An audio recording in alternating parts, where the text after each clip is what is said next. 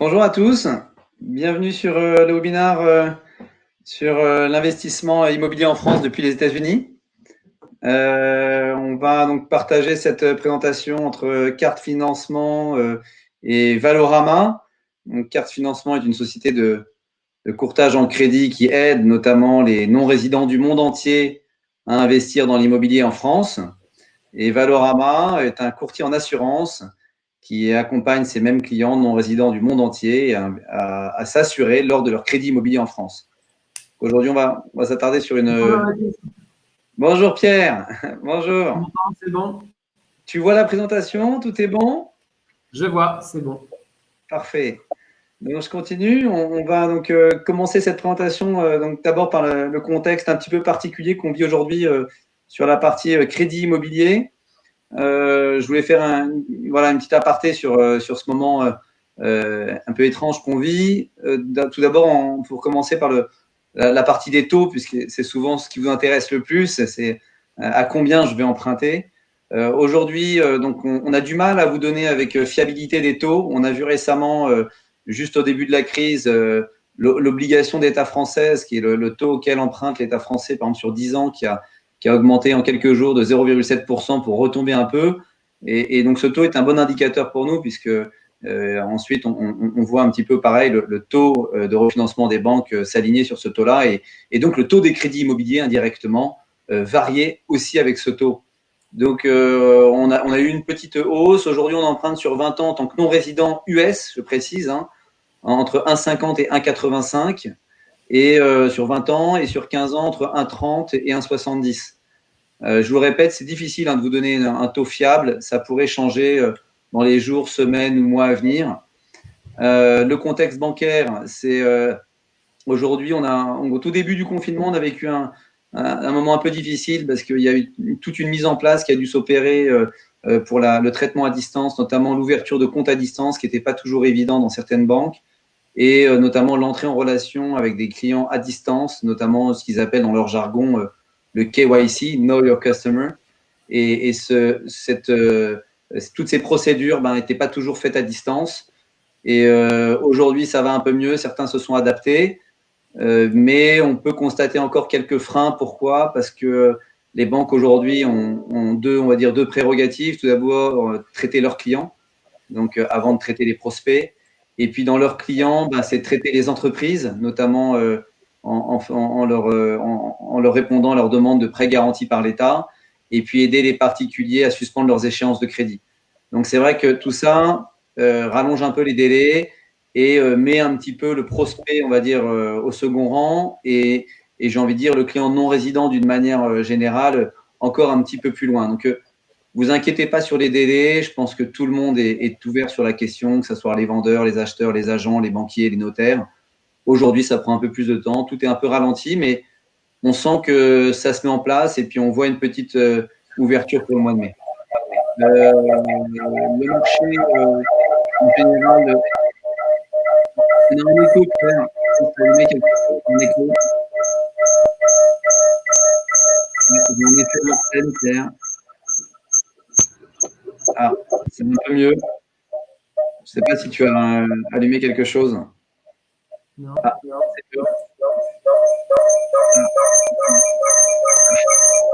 Tu as allumé quelque chose ou... Désolé. Ah, c'est bon. C'est bon. Donc, je continue. Excusez-nous, il y a un petit problème technique. On fait tout ça à distance. Donc, le marché, rapidement, le marché de l'immobilier, les expats, bien souvent, un peu comme les Français d'une manière générale, vous êtes attirés par la pierre, hein, puisque 39% des Français ont acquis un bien immobilier en France selon HSBC en 2019. Et 90% des Français estiment qu'être propriétaire constitue la première étape de la constitution d'un patrimoine. Alors, quand je dis 39% des Français, c'est 39% des Français de l'étranger, hein, donc vous. Et 90% des Français estiment qu'être propriétaire constitue la première étape de la constitution d'un patrimoine. Ça, c'est en règle générale. 86% voient cela comme une garantie d'indépendance, 84% comme une sécurité en cas de problème, voire d'un objectif de vie à atteindre. Ça, c'est une étude Opinionway qui a été menée par le groupe Artemis Courtage, qui est la société mère de la société Carte Financement.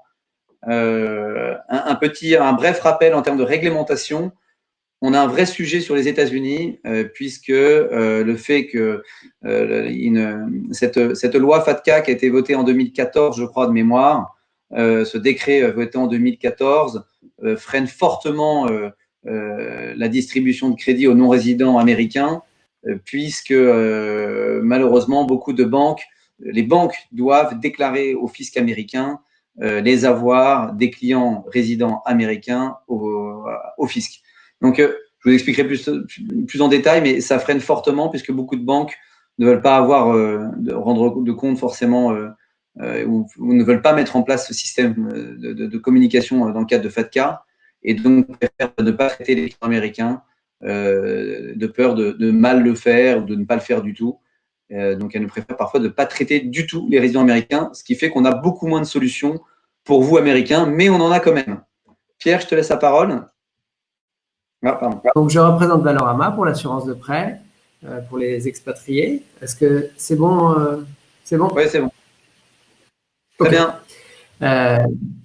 Donc, le contexte de l'assurance de prêt aujourd'hui, il est assez simple, il est assez favorable aux investisseurs, puisque aujourd'hui, les banques, dans leur grande majorité, demandent une assurance de prêt lorsqu'on fait un prêt, que ce soit pour un Français ou un expatrié ou une personne étrangère. Donc, cela permet de couvrir le prêt en cas de décès.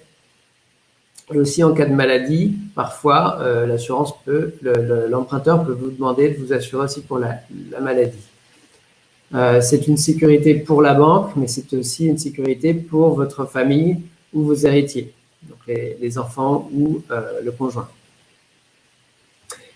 Cette assurance a un coût qui est important, puisque plus le taux d'intérêt des prêts baisse et plus le taux de l'assurance a une importance en parallèle, et donc il est important de regarder à son importance dans le prêt. Aussi, de nouvelles lois ont favorisé la possibilité aux emprunteurs de choisir leur assurance. Donc aujourd'hui, la loi Lagarde vous protège et permet à tous les emprunteurs de choisir une assurance à l'extérieur de la banque et non plus de prendre obligatoirement l'assurance que propose l'établissement bancaire et qui est parfois trop générale et qui englobe trop de population et qui est un peu défavorable pour certains emprunteurs. Voilà et pour le contexte, on peut dire aussi que la période du Covid n'a pas du tout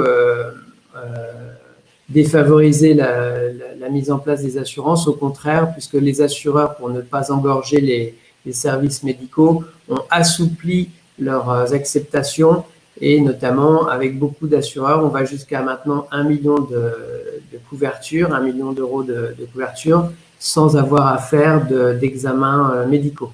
Donc c'est très souple et ça va très vite en ce moment, il n'y a aucun engorgement. Voilà. Excellente nouvelle. Ok, c'est bon, ça marche. Je voulais dire aussi, on répondra aux questions à la fin du webinaire. Donc, notez bien vos questions ou alors, et voilà, donc on verra. Donc, cette présentation, l'idée de cette présentation est de vous expliquer un petit peu, donner quelques exemples qu'on a de projets qu'ont eu nos clients par tranche de vie, en quelque sorte. C'est-à-dire que vous n'avez pas les mêmes projets, les mêmes besoins, les mêmes envies entre 20 et 60 ans. Donc, on va essayer de dérouler cette présentation en essayant d'expliquer les différents contextes et problèmes qu'on retrouve entre ces âges-là.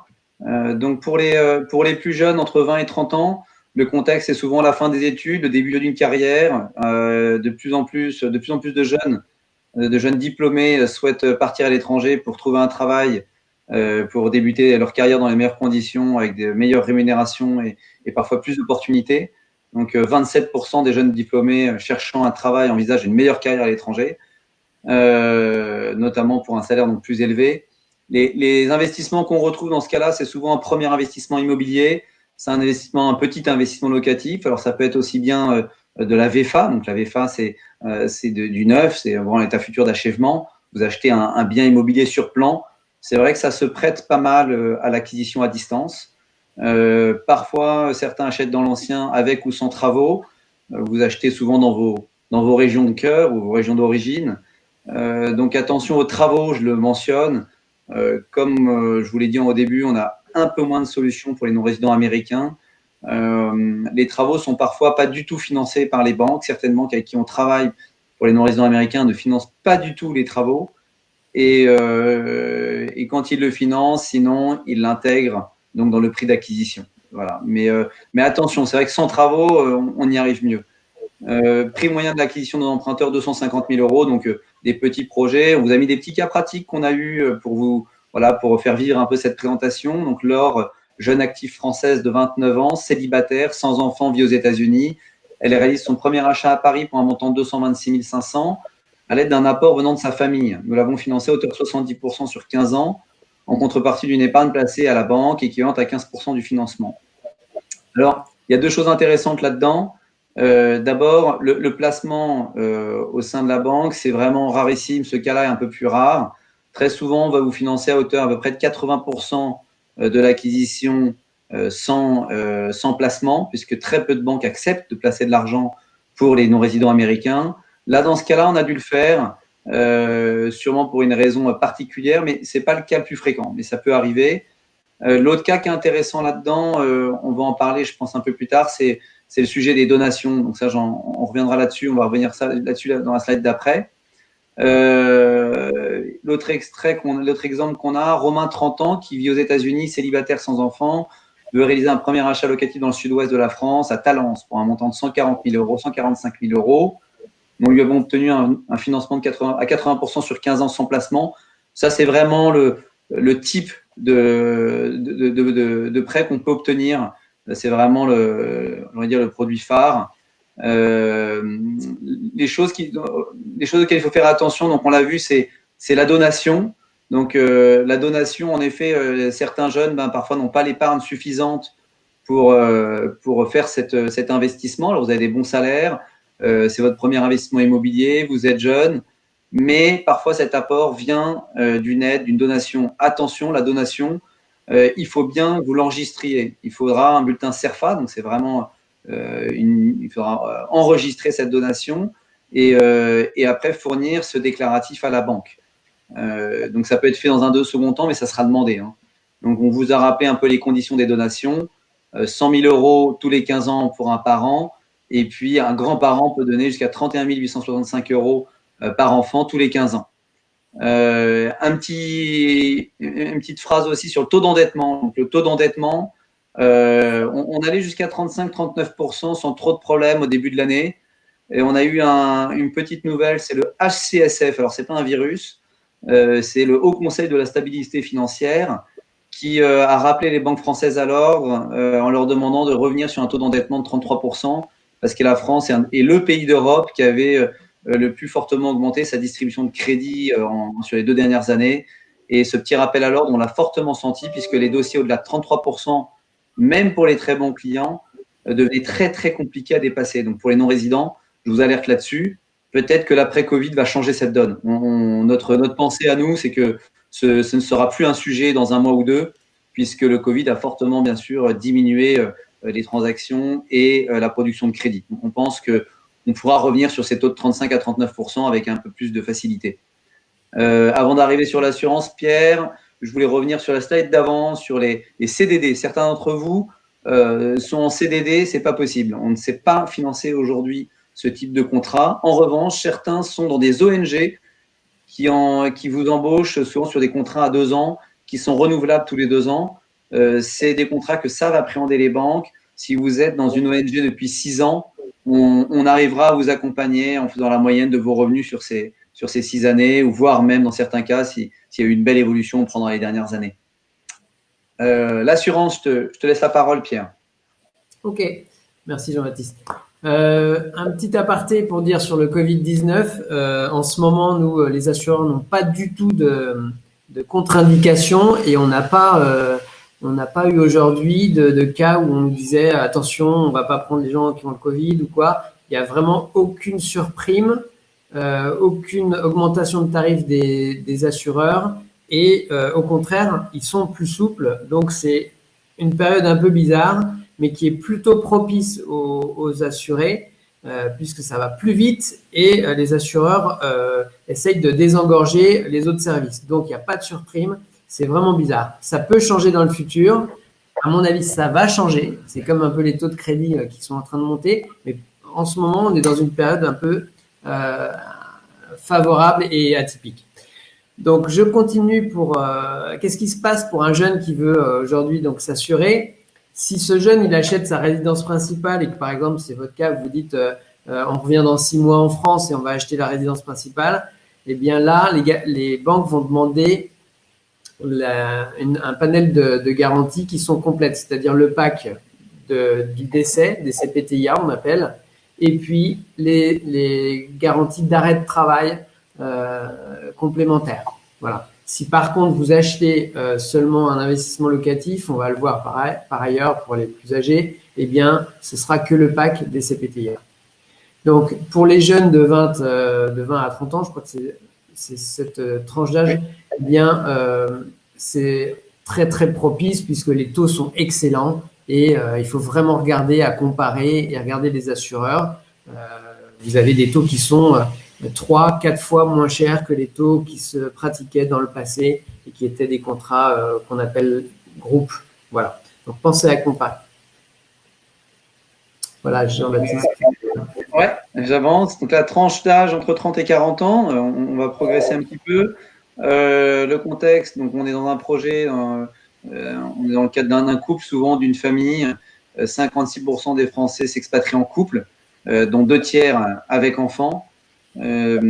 Très souvent, donc, on va regarder, bien entendu, dans quel cadre est fait cette union dans le cadre du crédit. Donc, on peut avoir certains se sont pacsés avant de partir, d'autres se sont mariés, d'autres sont en union libre. Alors, il y a une chose très importante, faites attention, voyez ça avec votre notaire. Le régime matrimonial du pays de résidence prime sur celui du pays dans lequel vous êtes marié, 2 ans après votre mariage. Pensez à faire un contrat de mariage auprès d'un notaire pour éviter cette situation. Qu'est-ce que ça veut dire? Si vous êtes marié, par exemple, sous la communauté, donc sans régime sans aucun régime en France, et que vous êtes tout de suite parti aux États-Unis ou ailleurs, et que le régime de la séparation est le régime par défaut qui prime, vous pourriez vous retrouver dans un régime de la séparation sans le savoir. Donc faites très attention à ce sujet-là. C'est pas parce que vous avez pas opté pour de contrats de mariage en France que vous n'allez pas subir la séparation dans le pays dans lequel vous êtes allé vivre. Les projets types dans lesquels vous vous lancez, c'est bien sûr des projets un peu plus chers, des montants un peu plus élevés, sont des investissements locatifs également, mais aussi parfois des résidences principales en cas de retour. Vous prévoyez votre retour, vous vous dites je vais rentrer dans 2, 3, 4 ans, on veut commencer à investir, on fera un peu de locatif, et puis ce sera potentiellement notre future résidence principale. Dans ce cas-là, ça peut être intéressant, puisqu'on peut arriver à présenter une future relation commerciale à la banque. C'est très important ce que je viens de vous dire, puisque n'oubliez pas qu'en France, le crédit immobilier est un produit d'appel pour les banques, ce qui veut dire qu'elles font du crédit pour pouvoir vous proposer d'autres produits. 70% voire plus du chiffre d'affaires des banques, donc du PNB, du produit d'aide bancaire, est réalisé sur les autres produits que le crédit. Donc quand vous êtes non résident, bien entendu, ils sont conscients qu'ils auront plus de mal à nouer une relation commerciale intéressante avec vous. En revanche, dans le cadre d'un retour au pays, ils ont l'opportunité de nouer une relation plus forte avec vous. Donc, on aura plus de solutions et ils seront plus enclins à vous prêter dans des meilleures conditions. Par exemple, le taux de 1,85 sur 20 ans va baisser aux alentours de 1,60 voire 1,40. Donc là, on a un exemple d'un couple franco-américain qui achète leur future résidence principale, 88 mètres carrés à Paris, 984 000 euros. Nous avons obtenu un financement de 714 000 euros sur 20 ans, soit 70% du projet total, frais de notaire compris.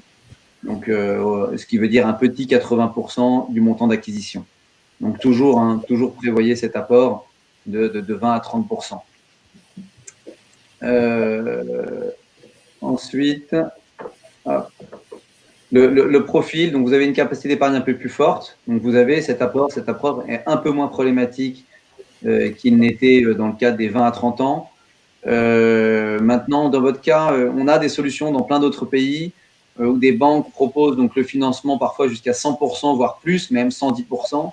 en demandant à l'emprunteur un petit peu d'épargne qui est nantie sur le compte de la banque. Dans votre cas, c'est beaucoup plus compliqué. On a du mal à proposer cette solution, voire on n'y arrive pas, sauf dans le cas de personnes fortunées qui rentrent dans des critères de banque privée dans la gestion de fortune. Mais traditionnellement, on a du mal, justement à cause de FATCA que j'ai évoqué tout à l'heure, puisque les banques françaises, même les banques dans le monde entier, sont soumis à FATCA et doivent répondre à l'administration fiscale américaine et déclarer les comptes de plus de 50 000 dollars qui seraient chez eux. Donc, ces solutions sont malheureusement pas possibles, sont quasiment impossibles. Donc, on restera sur des projets financés aux alentours de 70-80% avec de l'apport. Alors, dans ce cas-là, parfois, vous commencez à vous pencher vers des schémas, par exemple, de SCI. Alors, la SCI ne changera rien pour l'aspect appréhension des revenus, des charges et du taux d'endettement, puisqu'on prendra la caution sur les associés de cette SCI.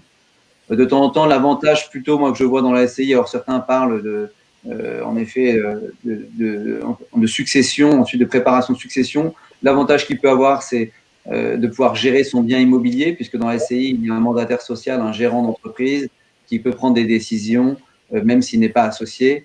Bon, moi, je vous recommande de faire simple, puisque comme je vous ai dit, nos résidents américains, on a moins de solutions. Si vous pouvez faire 100 SCI en indivision, ce sera beaucoup plus simple de trouver des banquiers qui seront motivés pour vous accompagner. On perd beaucoup de solutions SCI. Ça paraît vraiment bête, mais les banquiers, dans le cadre du non-résident américain, iront au plus simple. Côté assurance, Pierre, je te laisse la parole. Alors, de 30 et plus, c'est l'âge où on fonde un foyer. Donc, on va voir un petit peu de comment ça se passe au niveau des tarifs. Tu peux passer la page, s'il te plaît? Oui. Alors, prenons l'exemple d'un salarié de 35 ans qui fait un prêt de 400 000 euros sur 20 ans. Donc, aujourd'hui, un taux classique va se situer aux alentours de 0,20%, ce qui représente 800 euros par an. Coût total 16 000 euros. Ça, c'est un coût, on va dire, traditionnel qui se pratique depuis une vingtaine d'années. Et sachez que lorsque l'on compare et qu'on ajuste un petit peu ces contrats-là pour l'adapter à son profil, eh bien, on va pouvoir tomber sur des tarifs qui vont être diminués de plus de la moitié. Donc là, j'ai pris un cas un petit peu standard. C'est parfois même plus. Mais on peut réaliser 60% d'économie en prenant une assurance, par exemple, sur le capital restant dû, donc qui va décroître avec l'âge et avec le capital qui va diminuer au fur et à mesure de l'amortissement du prêt. Donc, on pourrait atteindre, par exemple, un taux de 0,08 facial en assurance de prêt. Voilà un exemple à cet âge-là de 35 ans. Parfait. On va passer à la catégorie d'après, 40-50 ans. 40-50 ans, alors il peut arriver qu'on parle dans ces âges-là, malheureusement et heureusement parfois, puisqu'il n'y a pas que des mauvais événements, mais il y a quelques événements qui entraînent un petit remaniement patrimonial. Dans ces événements qu'on retrouve, ça peut être la séparation, divorce, rupture de Pacs, succession suite à un héritage. Tous ces cas-là peuvent entraîner un petit peu de besoin de crédit pour payer parfois un rachat de soult ou un impôt lié à cet héritage, cette succession. On peut être aussi face à des gens qui changent de carrière professionnelle ou même qui se lancent à l'étranger. Ce sont des gens d'expérience qui décident dans un second temps, après une première carrière professionnelle, de lancer leur propre entreprise. Donc les projets types qu'on rencontre, c'est des rachats de soult, c'est-à-dire que on peut avoir lors d'une séparation ou d'un héritage l'un des deux qui souhaite reprendre entièrement le bien immobilier et qui doit donc en quelque sorte dédommager l'autre personne, le frère, la sœur ou l'ancien conjoint. Et pour payer cette soult, on peut le faire à crédit. Donc ce sont des choses bien entendu qu'on peut faire et on le fait comme un crédit immobilier classique. Vous êtes aussi là vous rentrez dans un cas où vous êtes plus sur des projets de résidence secondaire. Donc on est un petit peu ou des pieds-à-terre même. On est moins dans l'investissement locatif. Là, ça y est, vous avez parfois un patrimoine déjà un petit peu constitué. Et dans ce cas-là, on peut avoir donc les résidences secondaires au bord de la mer ou à la montagne.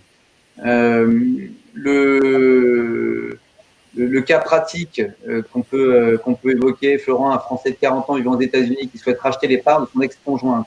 Ils ont acquis à part égale un appartement dans le 11e arrondissement de Paris pour un montant de 580 000 euros avec 2 lignes de crédit. Pour cette opération, ils ont obtenu un crédit de 464 000 euros sur 20 ans. Donc là, dans ce cas-là, qu'est-ce qu'on fait? Bien souvent, on va racheter le crédit qui était en place. C'est à votre banque, vous avez octroyé un crédit pour faire cette acquisition avec votre conjoint. On va racheter ce crédit à votre nom et on va vous donner une somme un peu plus élevée pour payer la soulte complémentaire à votre conjoint. Voilà. Donc c'est des choses qu'on peut faire sans problème. Attention pour les US personnes, le financement des entrepreneurs indépendants. Oui, j'ai vu, il y avait une question sur ce sujet-là. C'était une très bonne question. Malheureusement, c'est vrai que alors le sujet des entrepreneurs, il revient souvent. Il est très compliqué pour les US personnes, puisque comme je vous le disais, on a moins de solutions, je vous le répète. Dans ce cas-là, on va suivre. Alors, on peut suivre les professions libérales, si on a donc ce qu'on appelle profession libérale dans notre jargon français, c'est-à-dire les professions par exemple médicales ou les professions d'hommes de loi comme les avocats. En revanche, sur les entrepreneurs de taille, on va dire traditionnelle, des tailles de PME ou de TPE, on aura beaucoup de mal, voire on n'y arrivera pas. On arrivera à accompagner les entrepreneurs sur des montants significatifs pour des acquisitions de 1 à 2 millions minimum, puisque c'est uniquement quelques banques privées qui accompagneront là-dessus et qui accepteront de faire ce financement. Très souvent, on va financer soit avec un crédit à hauteur de 50% de la valeur d'acquisition, dans le cas de l'entrepreneur. Donc 50% de l'acquisition, si on a une acquisition par exemple à 2 millions, on financera 1 million, il faudra apporter 1 million. Ou alors, dans le cas d'une acquisition pareil de 1 ou 2 millions d'euros, on pourra financer 100% et la banque demandera un bon 50% de placement dans ses livres. Voilà, donc c'est le cas particulier des entrepreneurs et je sais qu'il y en a aux États-Unis puisque c'est un pays où les gens aiment entreprendre, mais aujourd'hui c'est un cas un peu compliqué. Ensuite, profil type, donc capacité d'épargne bonne. Donc ça, c'est une très bonne chose puisque vous avez de l'épargne et vous avez moyen d'apporter cette épargne dans votre projet. Le patrimoine immobilier est déjà constitué. Cependant, je vous alerte sur une petite chose. Je reviens sur le taux d'endettement que j'évoquais tout à l'heure. Très souvent, à cet âge-là, quand vous avez du patrimoine et des gros revenus, vous avez aussi investi, vous avez des crédits et des charges qui vont avec. Et on peut se retrouver avec des taux d'endettement à 40-45% qui ne sont pas forcément complètement dingues puisque vous avez un reste à vivre parfois largement suffisant. Mais sachez que dans ce cas-là, ça devient très compliqué. Voilà. Malheureusement, on aura du mal à dépasser le 35-39% que je l'évoquais tout à l'heure, voire même 33% si le Haut Conseil de la stabilité financière maintient ses recommandations après la période Covid. Pierre, je te laisse la parole pour l'assurance pour les 40-50 ans. Ok, donc à 40-50 ans, on peut faire aussi son premier investissement locatif. Donc dans ce cas-là, la banque va demander en assurance seulement la partie DCPTIA. Si c'est une résidence secondaire, elle peut demander aussi, comme la résidence principale, les garanties arrêt de travail. Donc ça, c'est ce qu'on peut faire aussi à l'étranger. Alors, je vous en parlais tout à l'heure, on a la possibilité, et ça date de 1 à 2 ans, d'assurer des gens jusqu'à 45 ans pour 1 250 000 euros. Donc ça, c'était encore il y a 1 an, c'était pas possible. On n'allait que jusqu'à 350 000 pour ceux qui ont déjà fait des crédits. Savent bien que tout le monde demandait des examens. Maintenant, c'est plus le cas. On est vraiment beaucoup plus large et on peut aller très très vite. On peut assurer quelqu'un en une journée pour 1 250 000. Voilà. Donc ça, c'est d'autant plus intéressant pour les expatriés puisque faire des examens quand on est en Russie et dans un centre qui ne parle pas anglais, ça peut être compliqué. Bon, là, pas d'examen. Et s'il y en avait de nécessaires pour des personnes qui ont des problèmes de santé, eh bien, ils peuvent être faits dans votre pays et dans la langue anglaise. Donc, aucun souci. Il y a quelqu'un qui m'a demandé est-ce que ça prend plus de temps que de le faire avec l'assurance de la banque? Ça, c'est un exemple type que non. Au contraire, ça va beaucoup plus vite. Les process ne se font que à distance et online. alors que encore beaucoup de banques n'ont pas autant de délégations pour assurer pour plus de 350 000, 400 000 euros sans examen. Donc, d'ailleurs, Pierre, je crois que de nombreuses banques font appel aussi à vos services. oui, c'est grâce à elles qu'on se fait connaître, effectivement, parce qu'elles veulent des solutions rapides et puis compétitives. Donc, effectivement, merci. Très bien. Les 50 ans, 50-60 ans, donc anticipation de la transmission du patrimoine. Donc c'est vrai qu'on reparle un petit peu de la SCI ou voire de la SARL de famille ou de sujets d'entreprise. On essaie de constituer un patrimoine en intégrant les enfants. Je vous l'ai dit tout à l'heure, bien entendu, ce sont parfois des bons outils. J'ai aucun doute là-dessus. Vous avez souvent des bons conseils de notaires ou autres. Mais bon, voilà, gardez en tête que vous êtes même si vous êtes des clients pour les banques qui gagnez plutôt bien votre vie et vous êtes de bons clients en termes de risque, commercialement, vous n'êtes pas toujours dans la cible des banques. Et donc, essayez de faire simple. Voilà. Si vous pouvez vous passer de cet outil de transmission type SCI, SARL de famille, dans votre cas, malheureusement, c'est mieux. Donc, parfois, retour en France pour la retraite. Donc là, petit rappel pour la retraite qui est important. À partir de 54 ans, la majorité des banques, c'est quelque chose qu'on retrouve dans beaucoup de banques, lors du calcul de votre capacité d'emprunt, les banques pondèrent votre revenu à 60% pour anticiper la baisse de rémunération liée à la retraite. Je mets un petit bémol. Si vous avez de la documentation officielle très fiable qui donne le montant de votre retraite, on pourra en tenir compte. Donc, on pourra montrer au banquier que ce 60% de pondération n'est pas adapté et on pourra négocier avec lui pour qu'il prenne en compte les revenus anticipés officiels. Donc, vraiment une documentation officielle de votre schéma de retraite. Acquisition d'une future résidence principale ou secondaire en France. Comme je vous disais tout à l'heure, l'acquisition de la résidence principale ou secondaire qui deviendra une résidence principale est plutôt bien vue, très bien vue, parce que j'insiste, je martèle un peu, mais l'aspect entrée en relation commerciale sera beaucoup plus fort. Et donc, on arrive à négocier de meilleures conditions, à peu près, on va dire, 0,2% de moins. Donc ce n'est pas une mauvaise chose.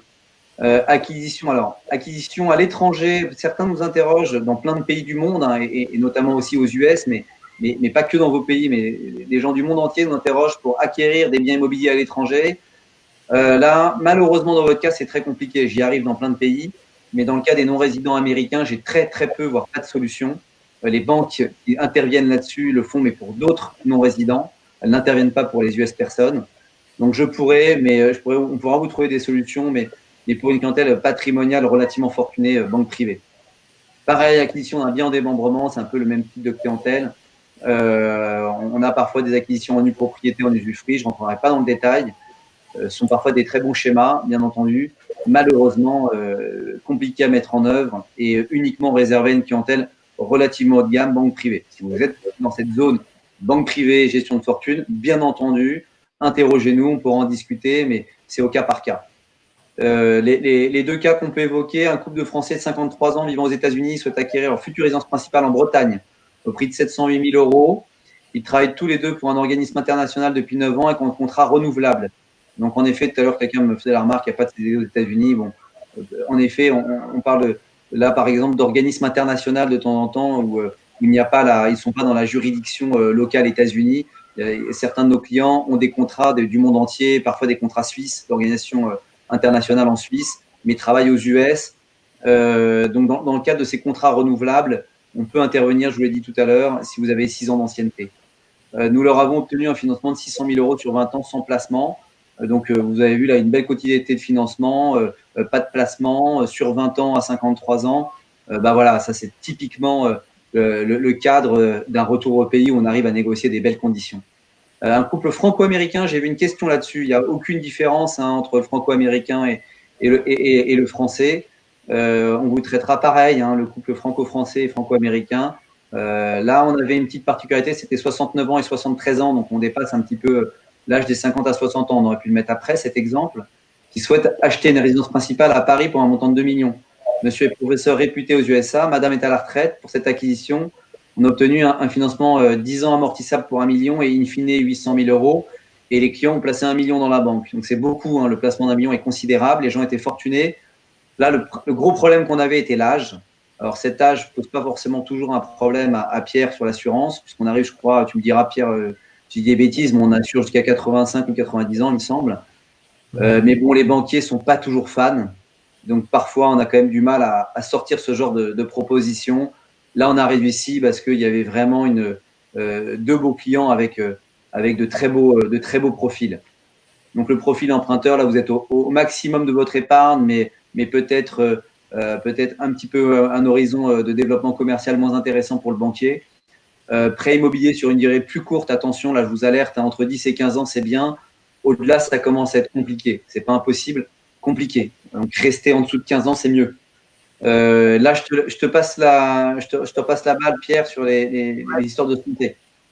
Oui, merci JB. Donc effectivement, nous, on peut assurer jusqu'à très âgé.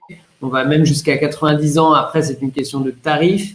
Mais là aussi, c'est très important. Même sur 15 ans, quand on commence à avoir 55, 60, 65 ans, eh bien, le taux de l'assurance va devenir important. Et c'est très judicieux là de comparer les assureurs qui vont jusqu'à ces âges-là pour avoir le meilleur tarif et surtout pas dépasser les taux d'usure, puisque là, à ce moment-là, et c'est ça qui embête les banques, c'est que vous ne pouvez plus emprunter.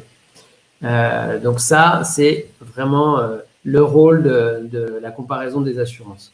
D'ailleurs, Pierre, je te coupe, excuse-moi, pardon, hein, mais je vais dans ton sens. C'est-à-dire que très souvent, nous, au-delà de 40-50 ans, on fait appel à tes services. Hein, d'ailleurs, on fait appel aux services de Valorama dans ces cas-là, puisque beaucoup de nos banques n'interviennent pas ou à des tarifs prohibitifs. Donc, en effet, hein, j'abonde dans ton sens, puisque je crois que nos courtiers chez nous interrogent régulièrement Valorama dans cette zone d'âge. Oui, effectivement. Et puis, d'autant plus s'il y avait un petit souci de santé, donc les contrats ont pour habitude de surprimer lorsqu'il y a un problème je sais pas, de diabète ou des opérations dans le passé qui ont posé problème ou quoi. Et donc là aussi, ben, d'un assureur à l'autre, il va y avoir de grosses différences entre pas de surprime et une surprime qui multiplie parfois par 1,5, 2 fois le tarif normal.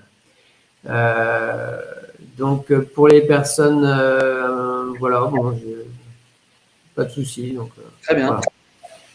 Mais là, tu as un vrai rôle à jouer et tu nous aides souvent.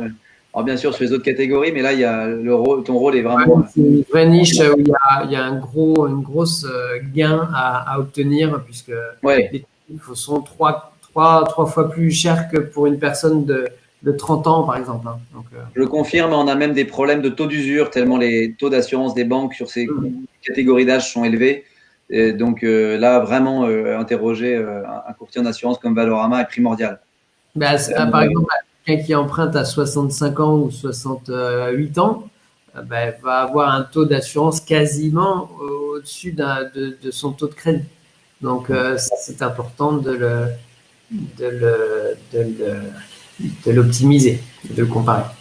On a perdu un peu de temps au début, désolé, donc l'horloge tourne. Donc rapidement, je vais vous montrer ce petit diagramme.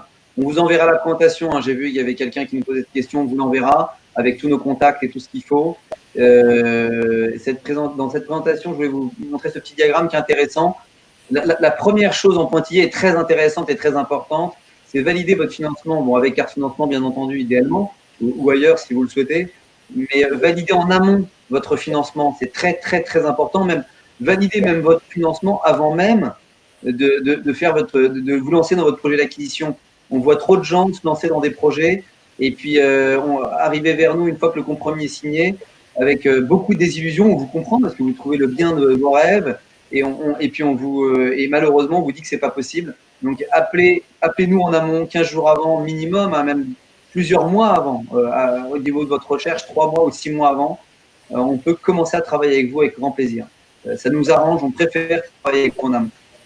Signature du compromis, vous allez signer un compromis. Bien sûr, ce compromis peut se faire en ce qu'ils appellent en tournante, hein, les agents immobiliers fichent. Ils vont faire signer le compromis chacun votre tour. Donc d'abord, souvent, peut-être vous, peut-être le vendeur, mais vous aurez 10 jours. Alors, le dernier qui aura signé, donc vous ou le vendeur, à partir du dernier qui aura signé, l'horloge va commencer à tourner et vous aurez 10 jours pour vous rétracter sans aucune raison. Bien entendu, bon, je ne vous le recommande pas parce que vous ne vous ferez pas des amis. Les agents immobiliers, quand même, on seront un petit peu fâchés et les vendeurs aussi. Donc, bon, essayez, ça peut arriver. Mais voilà, imaginez que vous pouvez quand même avoir besoin des agents immobiliers pour trouver des biens et que si à chaque fois vous vous rétractez sans aucune raison, ça pourrait commencer à vous nuire également. Mais bon, quand même, vous avez ces 10 jours qui sont importants, très importants, et vous pouvez vous rétracter avant. Ensuite, vous avez souvent, donc, et ça, nous, on vous le recommande fortement, vous avez la possibilité de mettre une condition d'obtention, une condition suspensive d'obtention d'un prêt. Mettez-le. Beaucoup de clients en mettent. Ne pensez pas qu'il n'y a pas de condition suspensive d'obtention de crédit dans les compromis. On en voit majoritairement et donc c'est pas vrai qu'il n'y en a pas. Et d'ailleurs, même quand il n'y en a pas, très souvent le code de la consommation va vous protéger et il y aura en quelque sorte une sorte de conditions suspensives un peu implicites du fait du code de la consommation. Donc, mettez-en une, ça sera bien pour tout le monde, ça sera très clair pour le vendeur et pour l'acheteur. Travaillons ensemble en amont sur cette condition suspensive. Légalement, elle est de minimum 30 jours. Très souvent, usuellement, elle est de conventionnellement, on va dire, puisque les conventions, les contrats l'amènent jusqu'à 45 jours. Nous, on vous recommande de mettre 60 jours parce que vous êtes loin, tout est plus compliqué. Demandez 60 jours. Aujourd'hui, dans cette période Covid, il y a une ordonnance des délais légaux qui est parue fin mars, je crois le 29 mars, je ne sais plus. Allez sur notre site, on a publié quelque chose là-dessus si vous le souhaitez. Donc, il y a une ordonnance sur les délais légaux qui fait que ces délais ont été rallongés. C'est-à-dire que pour tous les compromis qui sont arrivés à échéance après le 12 mars, on va attendre la fin de la crise sanitaire. Et on va prendre le dernier jour de la crise sanitaire, imaginons si c'est début juin, et on va rajouter donc 30 jours plus le délai légal. Donc, le délai légal de la condition suspensive d'obtention de prêt, c'est 30 jours. Donc, on va rajouter 60 jours après la fin de la crise sanitaire. C'est-à-dire, si la crise sanitaire se termine début juin, eh ben, vous aurez jusqu'à début août pour valider votre condition suspensive. Ensuite, une fois que cette condition suspensive elle est levée, que vous avez votre crédit, prévoyez souvent encore un petit mois pour toute la partie mise en place. Ouverture des comptes, documentation avec les notaires, voilà. Tout ça nous emmène à voilà, J plus 90 jours. Donc voilà, prenez ces 90 jours, sont utiles, très utiles. Et ne vous offusquez pas, ils sont habituels. N'ayez pas peur que le vendeur saute au plafond.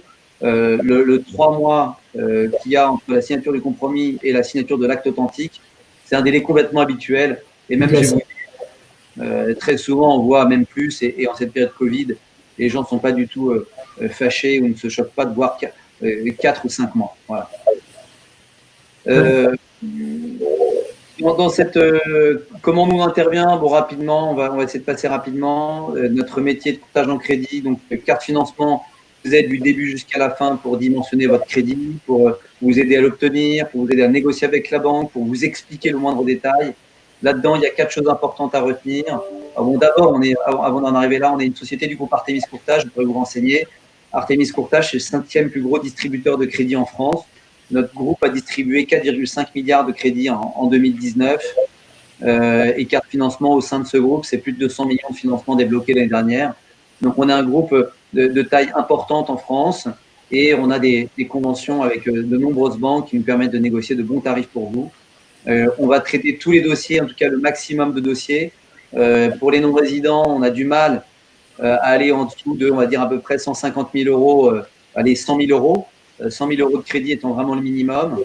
Le règlement de nos frais au succès, c'est le code monétaire et financier. J'ai interdiction de vous facturer 1 centime tant que les fonds ne sont pas décaissés. Si on vous obtient une offre de prêt et que vous n'êtes pas satisfait, vous nous le dites, on en discute. Soit vous ne faites pas affaire avec nous et c'est pas grave. Enfin, c'est pas grave, bien sûr, on sera déçu, mais c'est votre droit et rien ne vous sera facturé. Ça, c'est du pénal, hein, communautaire et financier. Transparence sur les commissions. Nous signons avec vous un mandat sur notre tarif, nos honoraires, et nous vous affichons les commissions éventuelles que nous percevons des banques. Donc, il n'y a pas de commission cachée, il n'y a rien de caché, et on travaille dans votre intérêt avec les banques, puisqu'on vous dira combien nous payent les différentes banques. On n'ira pas vers une banque qui nous paye plus ou moins, on ira là où vous aurez les meilleures conditions. Disponibilité, réactivité, bien sûr, on est conscient, il y a un décalage horaire et on s'adapte.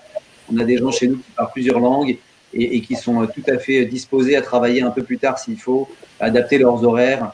et en commençant un peu plus tard, en terminant plus tard. Il n'y a aucun problème avec ça, on est habitué. Pour Valorama, c'est aussi des engagements de délai. On est très très connu pour notre rapidité. C'est le nerf de la guerre quand on fait à distance, en plus pour des gens qui sont expatriés. Donc plus rapide que des intermédiaires traditionnels ou des branches classiques.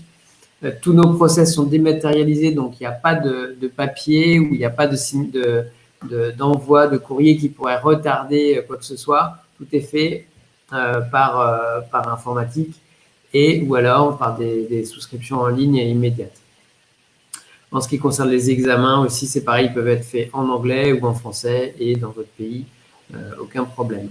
Tous nos contrats aussi permettent aux personnes de pouvoir voyager et de pouvoir aussi changer de résidence fiscale. Donc, si demain vous êtes à Hong Kong ou vous êtes amené à changer de pays, c'est pas quelque chose qui doit être déclaré obligatoirement.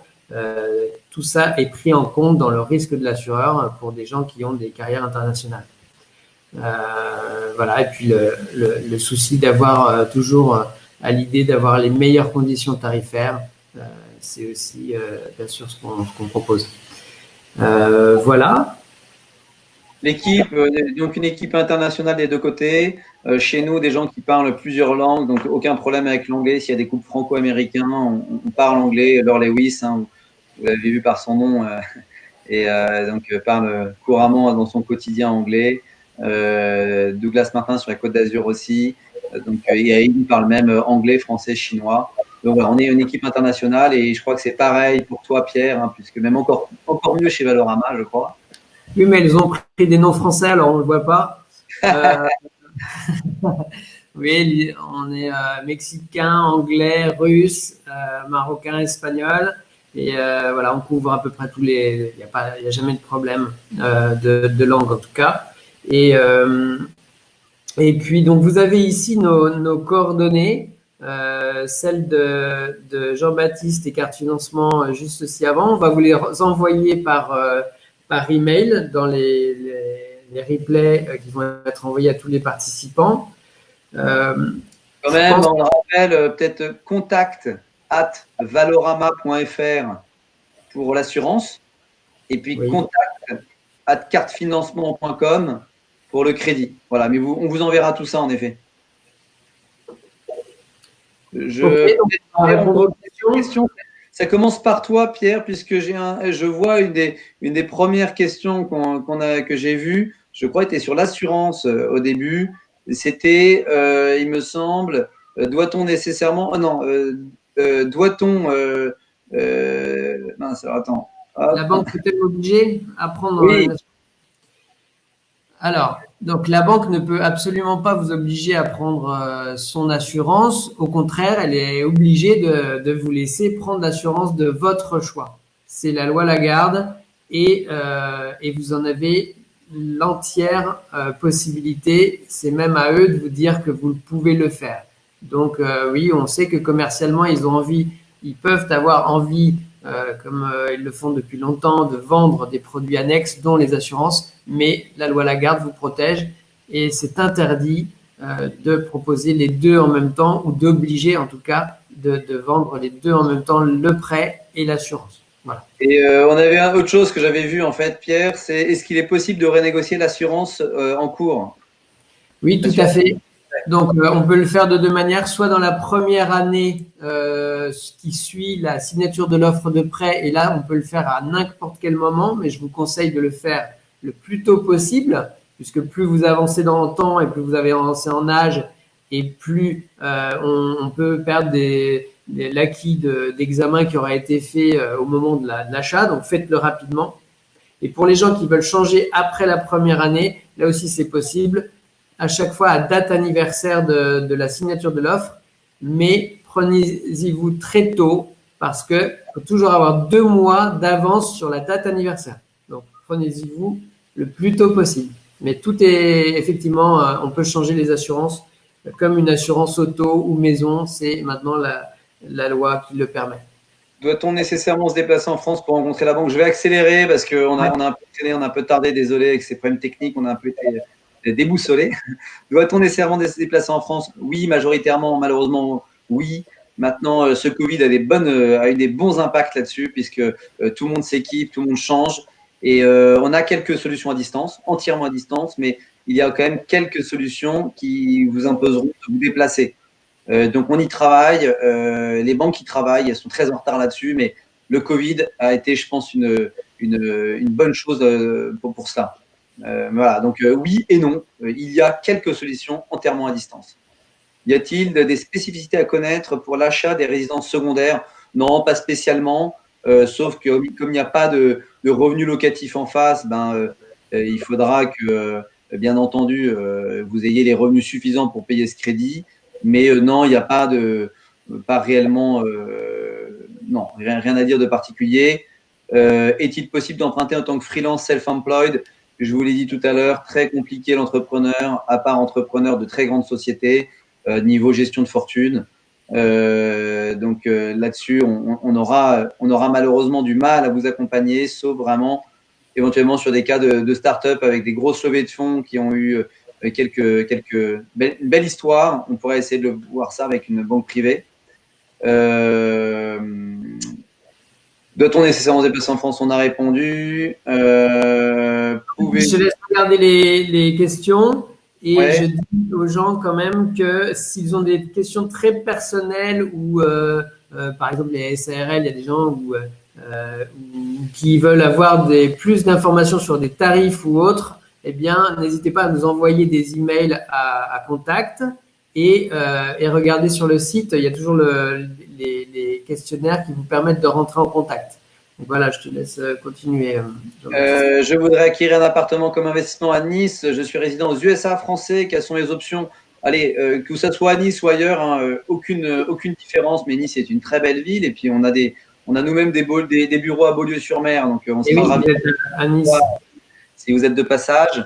On va dire d'une manière générale, les solutions non résidents et puis US, ça va être 80% du bien, donc 80% du prix FAI, frais d'agence inclus, et vous apportez 20% plus les frais de notaire. Donc ça, c'est vraiment, si vous partez sur cette enveloppe-là, on sera pas mal.